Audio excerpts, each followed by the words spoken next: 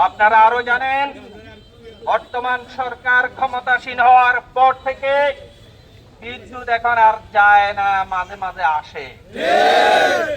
আমরা এই সংকটের দ্রুত সমাধান দাবি করছি। যারা সিন্ডিকেট করার মধ্য দিয়ে জনগণকে কষ্ট দিচ্ছে, এই সিন্ডিকেটের বিরুদ্ধে আমরা তীব্র নিন্দা জানাচ্ছি।